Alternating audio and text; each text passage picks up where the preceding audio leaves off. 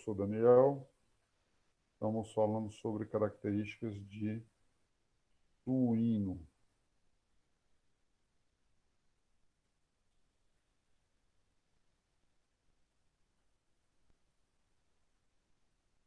Peraí que eu achei que tinha uma chamada aqui, desculpa. Vamos voltar de novo.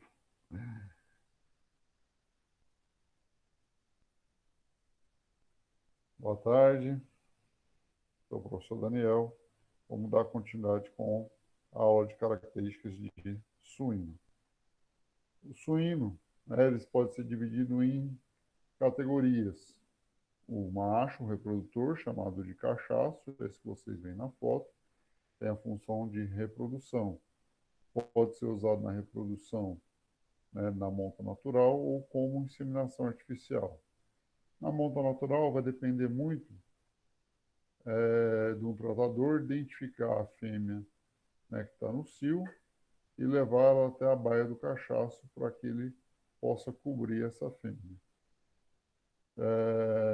Também pode ser feito, né, lá na baia do cachaço a coleta do sêmen, onde o tratador vai com a vagina artificial e coleta o sêmen do cachaço para depois fazer a inseminação.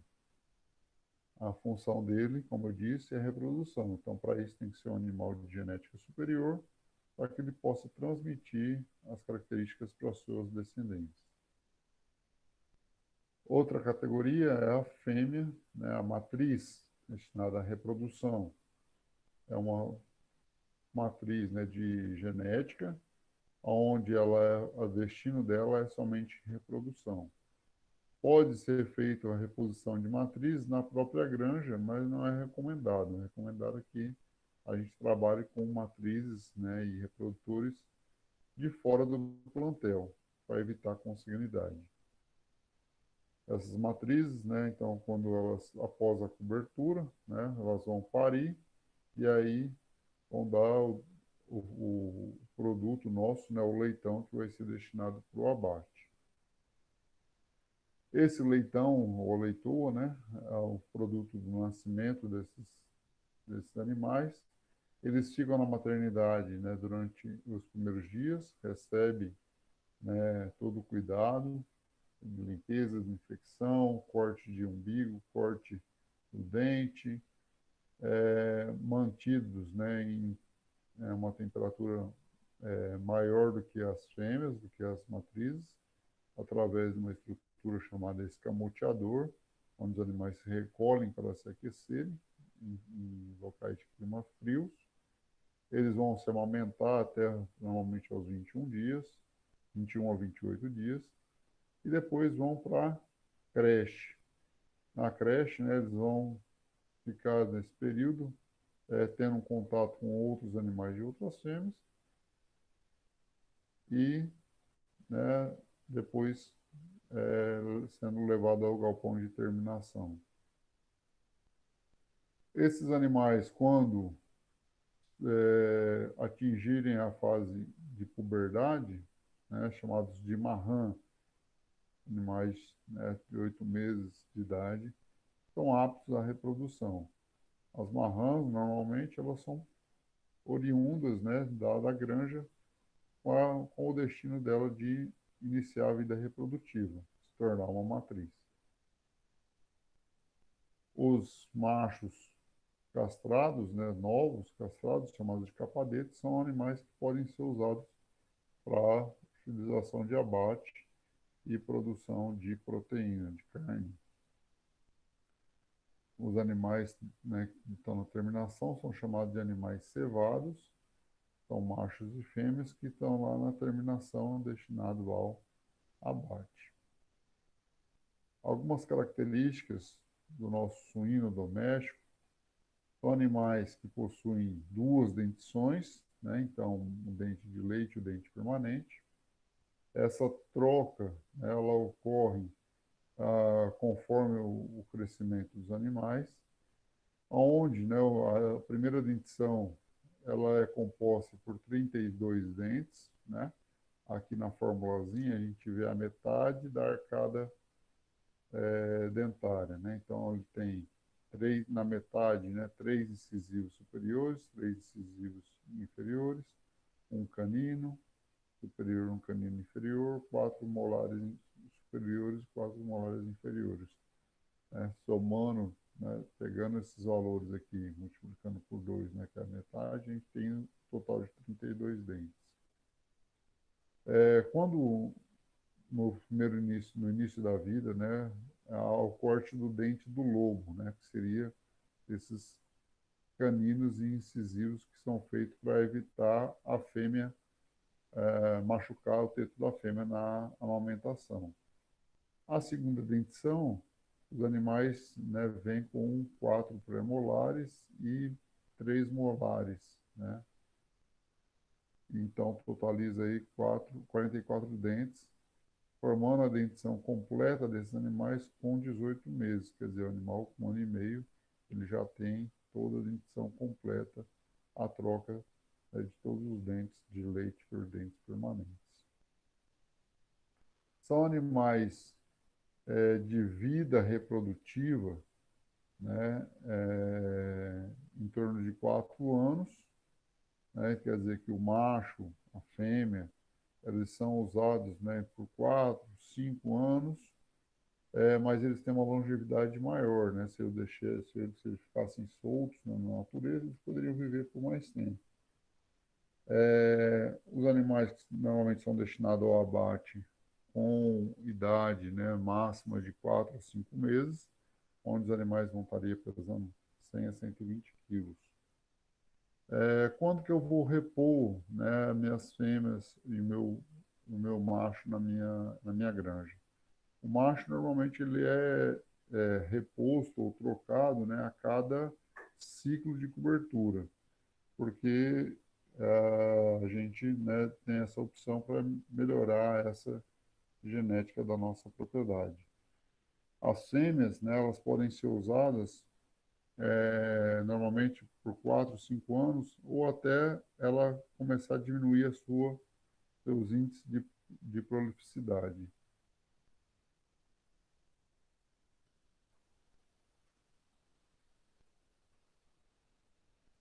Animais, né, possuem um aparelho digestório, né, bastante simples, diferente dos ruminantes, né, que não têm rumen, e diferente das aves, né, que eles têm só um único verdadeiro estômago. Então, aqui está representado, né, esses animais, eles capturam o alimento com a boca, trituram, né, o alimento com o dente, então ele já faz a trituração desse alimento. Com a língua, né, ele ajuda também, e a saliva, né, ajuda a umidificar esse alimento que desce para o esôfago direto para o estômago do animal. No estômago é secretado, né, a HCl, a atuação de algumas enzimas, ocorre a digestão do nutriente que vai, né, seguindo o caminho do intestino, do odeno, jejune e íleon, onde vai ocorrendo a absorção de nutrientes nesses intestinos. E o que não é aproveitado é eliminado pelas fezes. Então aqui, né, uma foto bastante real, né, do aparelho digestório dos animais. Então são animais considerados como monogástricos, ou seja, não ruminantes, né? Fazem a digestão química e enzimática através da transformação desses nutrientes, possuem uma baixa capacidade de síntese no trato gastrointestinal, quer dizer, então a quebra, né, das,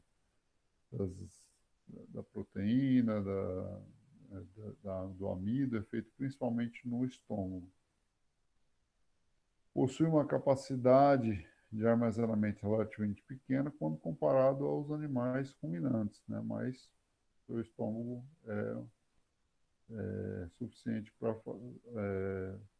fazer com que ele não tenha dificuldades de armazenamento de alimentos. Por isso que também eles têm que ser alimentados, né, diversas vezes ao dia. É fundamental o fornecimento de dietas balanceadas, porque são animais altamente exigentes em nutrientes. Se a gente parar para olhar, né, comparar as espécies, suíno, equino, bovino e ovino, O suíno, né, tem um estômago aí, né, relativamente pequeno quando comparado aos outros animais.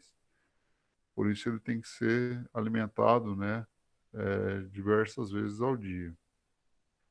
O equino, apesar de ter um estômago também, um volume de estômago menor, ele tem uma estrutura, né, chamada de ceco, que é onde ocorre a fermentação microbiana das fibras, né, que é bastante importante nesses animais, como parecido no coelho também. O bovino, né, ele tem um estômago maior, principalmente por um outro lado rumen, né? Isso faz com que os animais tenham uma capacidade de alimentação diferenciada, e os ovinos também, né, por serem ruminantes. É, o aparelho termorregulatório desses animais, eles têm dificuldade de dissipação de calor quando o animal é adulto e dificuldade de manter temperatura quando leitões, então por isso que devem ser aquecidos. São animais que possuem uma glândula sudoríparas pouco desenvolvida em pequena quantidade ao longo da pele, né? E por conta da capa adiposa, né, desses animais, dificulta muito a troca de calor quando os animais adultos. A dissipação de calor, ela é feita, né, através de três processos, né, principais. A condução, o animal em contato com o solo, né, com a lâmina d'água, e faz com que perca calor. Segundo, pela convecção, a passagem do vento, né, pelo corpo dos animais. E terceiro, pela respiração. Tá? Esses animais, quando leitões, precisam de uma fonte de aquecimento por próximo de 38 graus para manter a temperatura corporal deles quando jovens. Possuem, né, batimento cardíaco de 60 a 80 batimentos por minuto. São animais de rusticidade considerada moderada baixa, né? Quer dizer, depende muito da intervenção humana, principalmente no quesito de instalações, né, e alimentações e manejos sanitários. Os suínos, eles são muito suscetíveis a doenças, né, parasitas. Tem muito problema com o excesso de calor, porque são animais que têm dificuldade em perder calor, né? Então, manter a instalação sempre a temperatura ideal para eles é importante. Quando o leitão, né, precisa ser aquecido através lá do escamoteador. E precisa de uma alimentação muito balanceada e de excelente qualidade, porque eles precisam ganhar peso, né, e não adoecerem. As fêmeas são consideradas poliéstricas anuais, ou seja, elas têm vários ciclos estrais, né, regulares, né, de 21 dias, independente da época do ano. Isso facilita muito para que a gente possa programar a nossa produção, né, o uso das nossas instalações. Então, como eu sei o período gestacional dela, da fêmea, como eu já sei o ciclo estral da fêmea, eu posso dimensionar a minha maternidade, né, dimensionar a minha gestação para que meu galpão de gestação para que sempre eu possa estar produzindo animais ao longo do ano e não somente numa época do ano. São animais de elevada prolificidade, né, em torno de 10, 12 leitões, né, até atingindo mais do que esses valores, né, quando comparado aos animais antecessores, né, são animais que produziam menos, né, isso é advindo no melhoramento genético. Os animais foram selecionados animais mais prolíferos. Por que isso? Porque são animais que vão produzir, né, esses leitões e destinar eles depois ao abate. Isso faz com que a gente tenha uma facilidade na ampliação da nossa criação e no favorecimento ou no melhoramento genético, já que os ciclos são curtos de gerações. São animais de excelente rendimento, né? Se eu pegar um animal, por exemplo, abatido aos 100 quilos, né? Ele chega na evisceração, a- após a retirada das vísceras, com aproximadamente 80 quilos, né? Então a gente consegue ter um aproveitamento, né, de carcaça muito bom. Isso faz com que a gente, né, tenha um excelente, né, rendimento de carcaça, principalmente quando comparado aos ruminantes, né? Acho que a gente quer, na verdade, é a carne, então a gente tem um elevado rendimento de carcaça. Outra vantagem é que esses animais podem ser comercializados também quando jovens, né? Na forma de leitão, né? Na forma de animais, não precisa atingir os 100 quilos de peso vivo. Ele pode ser abatido com 20, 30, né? 50 quilos de peso vivo e ser destinado no mercado consumidor que queiram esses animais. Se a gente olhar essa tabelinha aqui, né, ó, a gente tem, vamos pensar um peso, né, um suíno abatido com 105 quilos, ele tem a carcaça, né, após o abate com 83 quilos, e os cortes comerciais, né, quando somado aos cortes, né, também que são destinados, né, o pé, o rabo, a orelha, né? Então a gente tem aí em torno de 75 quilos de produção de materiais comercializados. Porém, a suinicultura tem algumas limitações, como necessidade de instalações e equipamentos adequados, né? A gente tem que ter uma instalação adequada para esses animais, para que eles possam se manter dentro do conforto térmico, né, adequado a cada faixa etária. Uma necessidade de uma mão de obra especializada, né, pessoas que possam, né, conduzir esses animais de maneira correta. Necessidade de rações balanceadas, né, rações concentradas. Eles não degradam fibra, então não adianta eu querer criar eles ou fornecer fibra, né, alimentos fibrosos para esses animais, como o pasto, né, que ele não vai aproveitar ao máximo. Então a gente tem que formular a ração, principalmente, né, à base de milho e soja.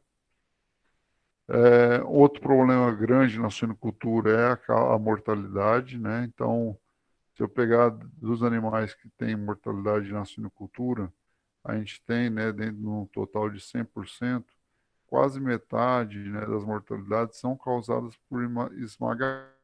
Então, muito cuidado com a fêmea, né, nesse período da maternidade. Além também de diarreias, animais, né, que não crescem, não ganham peso, né, se tornam aí, né, considerados como refúgio. São animais que têm a mortalidade alta. São animais que têm uma necessidade de um ótimo manejo higiênico sanitário, quer dizer, precisam de instalações limpas, né? Precisam de um calendário de vacinas também para que eles não adoeçam, né, e se mantenham dentro da produção. Um outro entrave, né, não tão mais presente, mas a alta mortalidade embrionária ainda ocorre em algumas linhagens, em algumas genéticas, né, mas já com o advindo do melhoramento genético já vem suprindo esse problema.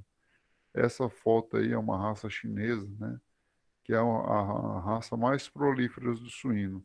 Então foi incorporado alguns genes já dessas raças nas linhagens atuais para melhorar essa questão da mortalidade embrionária. Outras vantagens na suinocultura, né, que a gente temos, né, e acabamos utilizando disso, são animais que têm uma grande assimilação de alimentos, né? É um grande rendimento ao abate quando comparado às espécies, né, bovino e ovino. Isso faz com que a gente tenha mais carne, né, carcaça para ser comercializada. Uma rápida conversão do capital, né? Se a gente considerar uma fêmea que produz 10 leitões, né? Uma fêmea que vai produzir 10 leitões num parto, né? Então, se eu considerar que o período que ela cobriu, né, e começou a gestação, que ela tem um período de gestação de 114 dias, é, e os animais, esses 10 animais nasceram, né? Vamos considerar que eles ficaram vivos até o dia do abate. Então, eles vão demorar 150 dias, né? Se eu somar, né, 114 com 150, eu tenho um total de 264 dias. Se eu dividir por 30 dias no mês, né? Então, em menos de 9 meses, né, a gente vai ter esses 10 leitões nascidos, engordados, né, e abatidos com cada um com 100 quilos, me produzindo, então, 1.000 quilos de carne para eu poder comercializar. Então, isso é um retorno rápido de capital. Uma fêmea produz 10 leitões, esses 10 leitões engordam, né, chegam a 100 quilos cada um, produzindo 1.000 quilos de carne.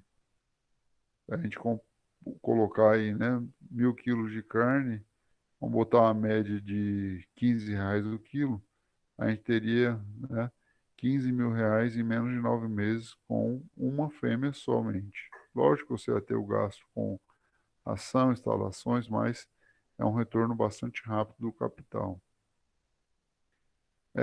Essas instalações, elas, a gente vê, né, algum comparativo aí, que não precisa de muita área, né, para criação, né, de suíno. Então, em pequenas criações, a gente consegue obter uma grande quantidade de suínos para que possa, né, produzir e chegar ao produto final, que é o dinheiro, né? Além do que os animais possuem um mercado fácil, né, de comercialização e também o aproveitamento de produtos, né, subprodutos e também animais de descarte, né, também podem ser usados. Então, 90% dos animais, né, os suínos, que seriam descartados, né, a gente consegue um aproveitamento desses animais para ser comercializado.